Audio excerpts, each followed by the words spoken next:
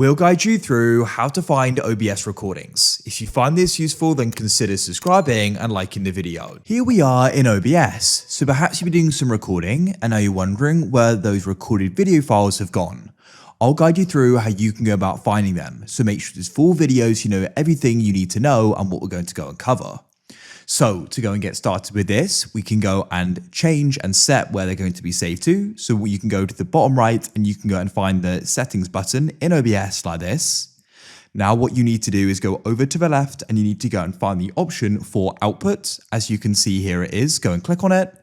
Then you want to go into recording and you'll find recording path. So that's where it's going to be saved. Press browse to the right and you can go and change it if you want to, but by default be going to the videos.